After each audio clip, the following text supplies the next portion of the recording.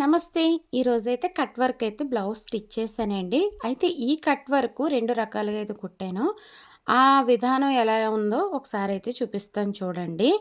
ముందుగా అయితే మనం మార్క్ చేసుకున్న బ్లౌజ్‌ని ఈ విధంగా పెట్టుకోవాలండి. బకరం మీద కిందైతే బకరం ఉంది. నేనైతే ఫస్ట్ ఇది ప్రిన్స్ కట్ అండి. అందుకనే ఫస్ట్ అంటే బ్యాక్ హుక్స్‌లనమాట.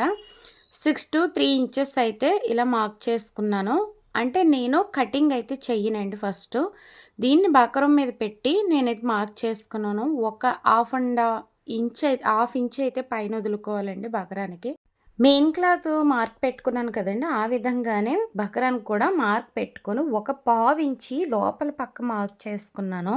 అంటే నేను పెట్టుకున్న మార్కు కాకుండా ఒక పావించి అయితే లోపల పక్క నేను మార్క్ చేసుకున్నాను. ఎందుకంటే మనం స్టిచ్ చేసేటప్పటికి మెడ సాగిపోకుండా ఉండడానికి.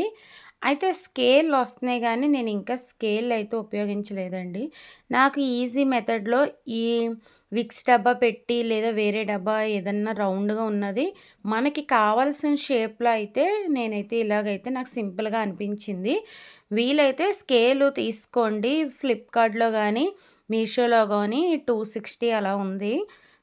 ఎవరికన్నా కావాలంటే గనక స్కేల్ అయితే యూజ్ చేసుకోండి. సింపుల్‌గా ఉంటది. ఈ విధంగా విక్స్ డబ్బా పెట్టి నేనైతే మార్క్ చేసుకున్నానండి. నేను పెట్టిన మార్క్ కాకుండా ఒక పావించి లోపలికి పెట్టి, ఆ 2 మధ్యలో వచ్చేటట్టు చూసుకోవాలండి. మనం పెట్టే కట్ వర్క్ మార్కు. ఈ విధంగా పెట్టాక కటింగ్ చేసుకోవాలి. మెయిన్ క్లాత్ అయితే కట్ చేయలేదండి నేను. ఓన్లీ బకరం మాత్రమే కట్ చేసుకున్నాను. ఎందుకంటే మెయిన్ క్లాత్ కట్ చేస్తే సరిగ్గా రాదు అని నా అభిప్రాయం.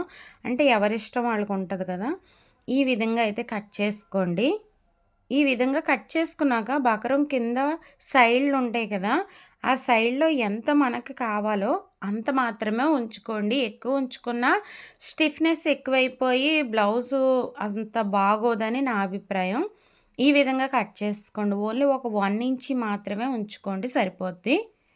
ఇప్పుడు మెయిన్ క్లాత్ తీసుకోవాలండి. మెయిన్ క్లాత్ మీద లైనింగ్ క్లాత్ వేసుకోవాలి. అన్నీ రివర్స్‌లో పెట్టకూడదు. మనం ఎలాగైతే స్టిచ్ చేస్తామో తిరగవేయడానికి అలా మాత్రమే పెట్టుకొని దాని మీద బకరం పెట్టుకోవాలి.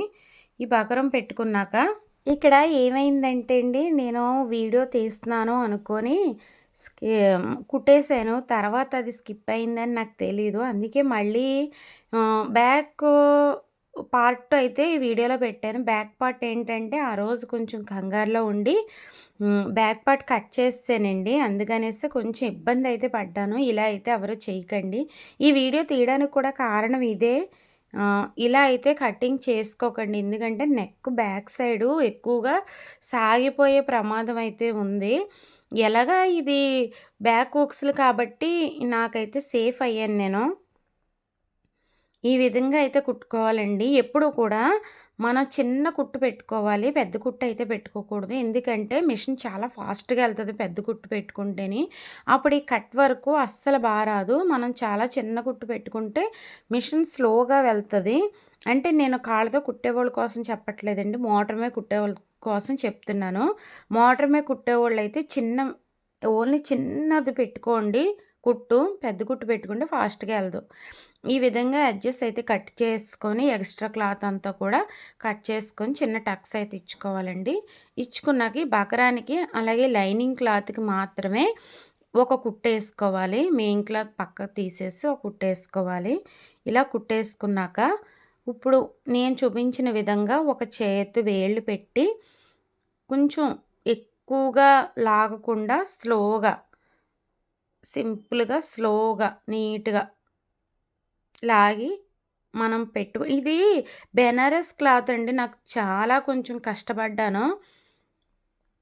ఈ విధంగా పెట్టేసుకొని ఒక ఐరన్ బాక్స్ తీసుకొని ఐరన్ చేసుకుంటే ఫినిషింగ్ సూపర్‌గా ఉంటది. బ్యాక్ హుక్స్‌లు కాబట్టి నేనైతే ఈ విధంగా అయితే హుక్స్ పట్టి, కాజా పట్టి వేసాను. ఇప్పటికి నేను ఈ కట్ వర్క్ బ్లౌజ్‌లో ఒక 5 వీడియోస్ అన్నా పెట్టుంటానండి ఛానల్‌లోని.